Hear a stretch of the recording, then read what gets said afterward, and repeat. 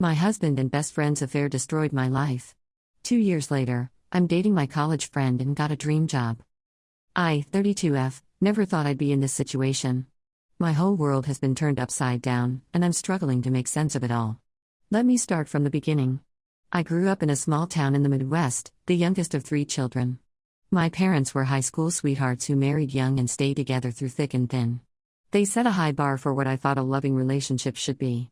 As a child, I was always a bit of a dreamer, with my head stuck in books and a tendency to see the best in people. This optimism served me well in many ways, but it also left me vulnerable to disappointment. When I was 18, I left my small town for college in the big city. It was exciting and terrifying all at once. That's where I met Liam, 32M. We were both lost freshmen, trying to navigate the crowded campus on the first day of orientation. We literally bumped into each other, spilling our campus maps and schedules all over the floor. As we scrambled to pick up our papers, we realized we had the same first class. We decided to walk together, and from that moment on, we were inseparable.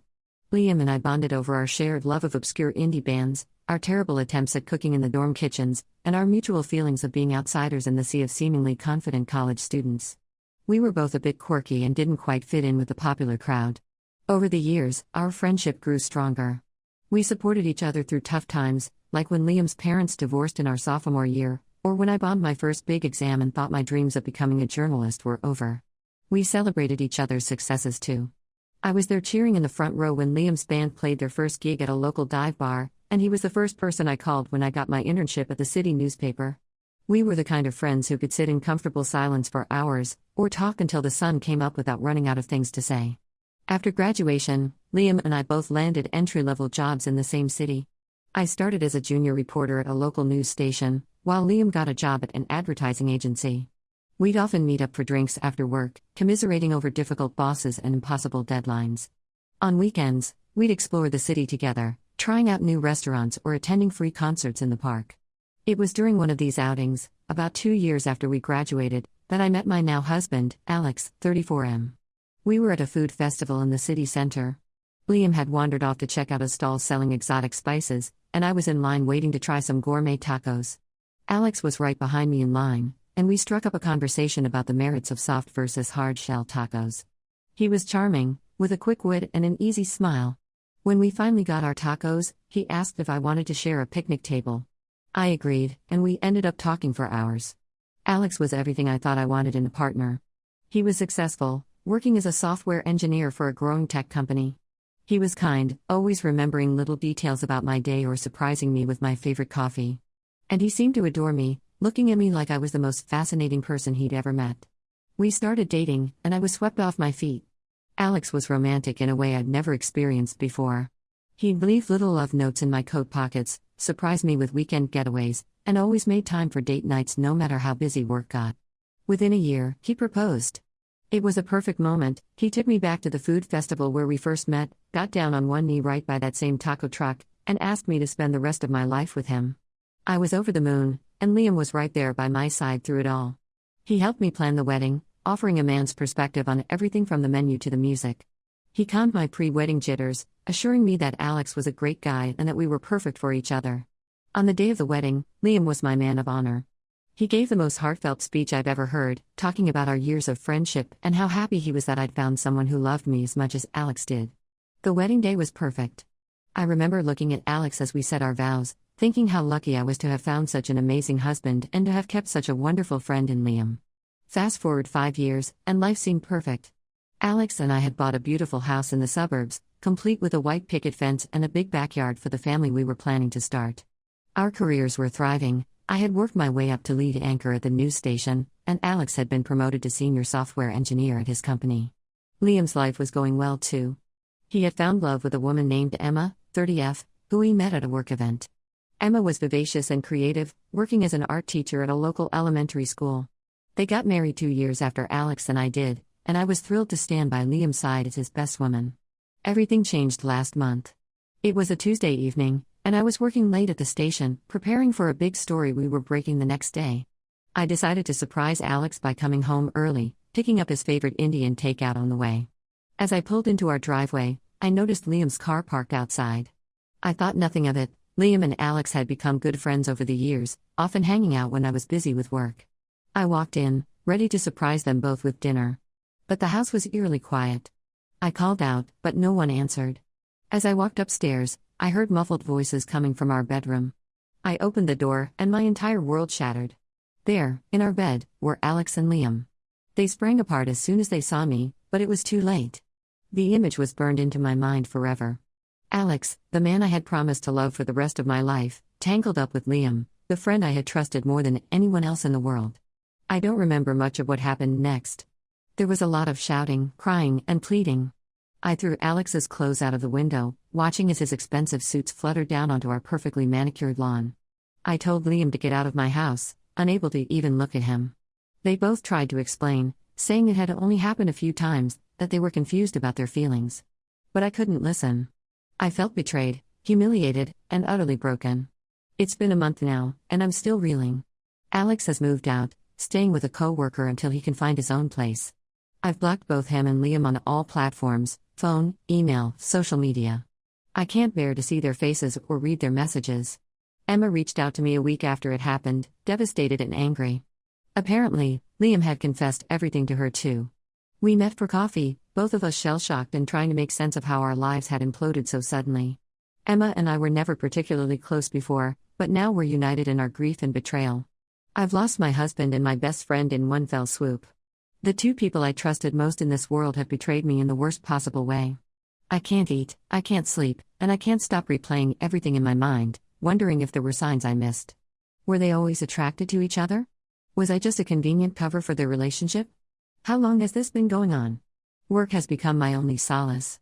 I throw myself into my job, staying late at the station and volunteering for extra assignments. Anything to keep my mind occupied and avoid going home to an empty house filled with memories. I've started having panic attacks, something I've never experienced before. They come out of nowhere, in the middle of the grocery store, during a live broadcast, as I'm trying to fall asleep at night. My chest tightens, I can't breathe, and I'm overwhelmed with a sense of despair and loneliness. My family has been supportive, but they live far away and don't really understand the depth of my pain. My sister keeps telling me I'll find someone better, that I'm better off without Alex. But she doesn't understand that it's not just about losing my husband, it's about losing my best friend, my sense of security, my entire worldview.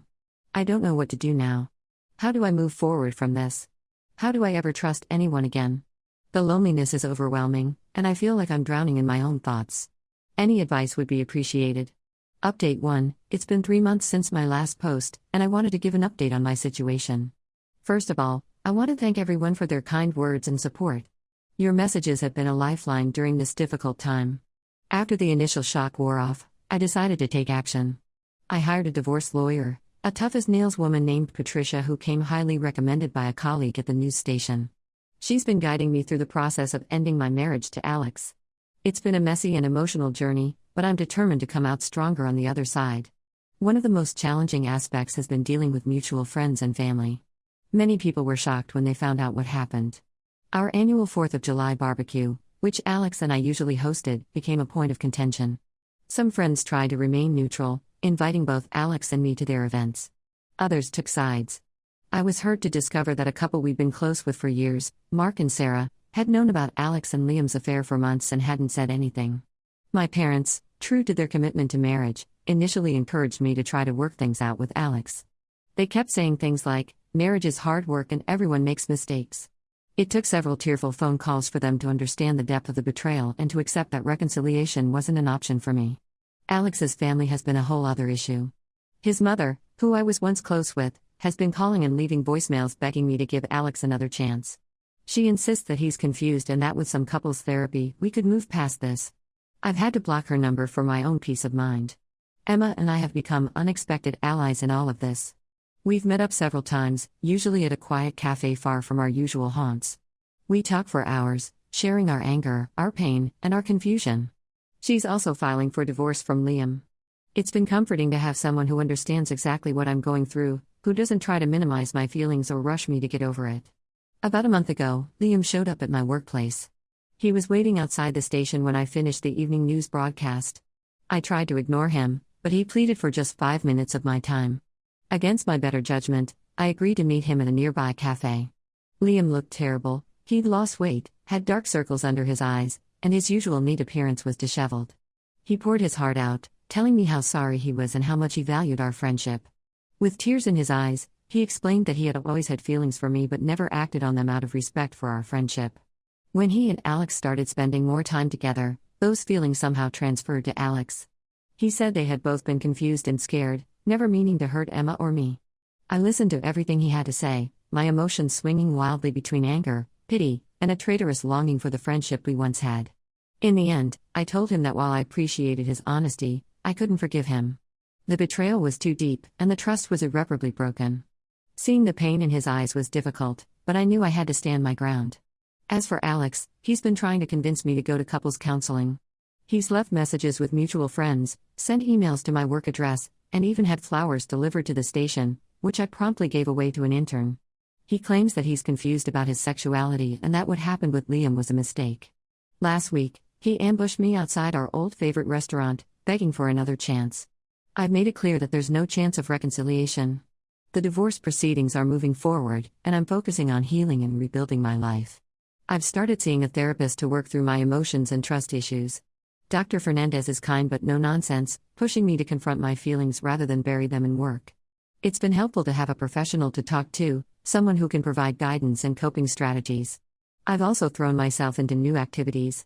I joined a local hiking group and have been exploring the great outdoors every weekend. The physical activity and fresh air have been therapeutic, and I've met some wonderful people who know nothing about my past drama. I've also started taking a pottery class at a community center. There's something soothing about working with my hands, creating something tangible out of a lump of clay. Work continues to be a source of stability. I've pitched a series of investigative pieces on local corruption, which my boss greenlit. It's challenging work, requiring long hours and intense focus, but it's also deeply satisfying. I'm reminded of why I fell in love with journalism in the first place. There are still days when the pain feels overwhelming. I'll catch a whiff of Alex's favorite cologne on a stranger and be transported back to happier times.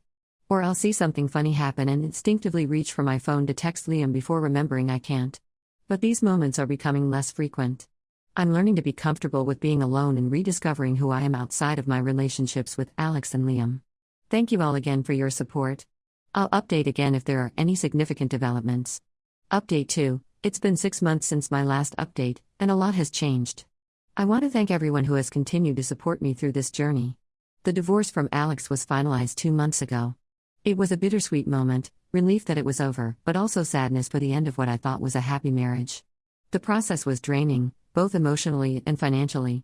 We had to sell our house, divide our assets, and negotiate over everything from our joint bank accounts to who would keep our dog, Max. In the end, I let Alex keep Max, knowing that my work schedule wasn't ideal for a pet. Saying goodbye to Max was almost as hard as saying goodbye to the life I thought we'd have together. I've moved out of our shared house and into a small apartment in a different part of the city. It's a cozy one-bedroom with big windows and a tiny balcony where I've started growing herbs. It's been refreshing to have a space that's entirely my own, free from painful memories. I've been enjoying decorating it and making it feel like home. My sister flew in for a weekend and helped me paint the living room a cheerful yellow color. Work has been a saving grace throughout all of this. I threw myself into the investigative series I mentioned in my last update. It was challenging work, requiring late nights, confidential sources, and meticulous fact-checking. But it paid off. Our series exposed significant corruption in the local government and led to several arrests. Last month, I received a promotion to senior investigative journalist. It's been a confidence boost and a reminder that I'm capable of achieving great things on my own. As for Liam and Alex, I've heard through the grapevine that they're now officially a couple. They moved in together last month, into a loft downtown. It stung to hear this news, but I'm trying to focus on my own healing rather than their relationship. Emma and I still meet up occasionally for coffee or a glass of wine. She's been doing well too. She's started dating someone new, a kind-hearted pediatrician she met through a mutual friend. One unexpected development is that I've reconnected with an old college friend, Natalie, 33F. We were close during our university days but lost touch after graduation when she moved across the country for grad school. She reached out after hearing about my divorce through our alumni network. We started with a long phone call, reminiscing about our college days and catching up on the past decade. Now we text regularly and have weekly video chats. It's been wonderful to have a friendship that's not tainted by the drama of the past year. Natalie encouraged me to try online dating, insisting that not everyone out there is a cheater. After some hesitation, I created a profile. I've been on a few dates, nothing serious yet, but it's been nice to put myself out there again. Last week, I had coffee with a charming history teacher named David. We talked for hours about everything from ancient civilizations to our favorite true crime podcasts. I'm not ready for a serious relationship yet, but it's good to know that there are still good people out there. I still have moments of anger and sadness, but they're becoming less frequent. My therapist, Dr. Fernandez, has been helping me work through these emotions and develop healthier coping mechanisms. I've also started practicing mindfulness and meditation, which has been incredibly helpful in managing stress and anxiety. Every morning, I spend 10 minutes doing guided meditation, and it's made a noticeable difference in my overall mood. My relationship with my parents has improved. They've come to understand the depth of the betrayal I experienced and have become my staunch supporters. Last month, they visited for a week, and it was healing to spend time with them. We cooked family recipes together, watched old movies, and talked for hours. Their unwavering love and support reminded me of the strong foundation I come from. Looking back, I can see how far I've come since that devastating night 9 months ago. While I wouldn't wish this experience on anyone, I've learned a lot about myself and my resilience. I'm proud of the way I've handled this situation and excited about what the future holds. Thank you all for being part of my journey. Your kind words and advice have meant more than you know. Update 3. It's been a year since my last update, and I wanted to share some final thoughts on this chapter of my life. The past year has been one of tremendous growth and healing. I've continued with therapy, which has been instrumental in helping me process my emotions and rebuild my self-esteem. Dr. Fernandez and I have worked through a lot of my trust issues, and I've learned to set healthy boundaries in all my relationships. I'm no longer afraid to speak up for myself or express my needs. My career has continued to flourish. The promotion I received last year led to even more opportunities. I was sent to cover some major national stories, including a series on climate change that took me to several states. Last month, I was offered a position as the lead investigative journalist for our network's national news division. It's a big step up and will require me to relocate to New York, but I'm excited about the challenge. On the personal front, I have some news that surprised even me. Remember Natalie, the college friend I reconnected with? Well, our friendship slowly blossomed into something more. We've been dating for the past 6 months, and I can honestly say I've never been happier. It started during one of our video chats. We were laughing about some ridiculous thing we did in college, and suddenly I realized I hadn't felt this comfortable with someone in a long time. Natalie is kind, supportive, and understands my past without judging me for it. She's patient with my moments of insecurity and celebrates my successes as if they were her own. We're taking things slow, but I'm optimistic about our future together. She's even considering relocating to New York with me for my new job. As for Alex and Liam, I've had minimal contact with them. They're still together, from what I've heard. Last month, I ran into them at a mutual friend's wedding. It was awkward at first, but I was surprised to find that seeing them didn't affect me as much as I thought it would. We exchanged polite greetings, and then I spent the rest of the evening enjoying the celebration with my friends. Emma and I are still in touch. She's engaged to the pediatrician she started dating after her divorce from Liam, and I couldn't be happier for her. We've both come so far from where we were 2 years ago. She's even asked me to be a bridesmaid at her wedding next spring. My parents have been incredibly supportive of all the changes in my life. They've welcomed Natalie with open arms and are excited about my move to New York. Dad's already planning weekend trips to visit me and explore the city. Looking back, I can see that the betrayal I experienced, while painful, was ultimately a catalyst for positive change in my life. It forced me to confront my fears, stand up for myself, and rediscover who I am as an individual. I'm stronger, more self-aware, and more appreciative of genuine relationships. To anyone going through a similar situation, I want to say this: it gets better. It may not feel like it now, but with time, self-reflection, and the support of true friends, you can heal and find happiness again. Trust your instincts, be kind to yourself, and don't be afraid to start over. Thank you all for being part of this journey with me. Your support and encouragement have meant the world to me. While this will be my final update on this situation, I leave you with a heart full of gratitude.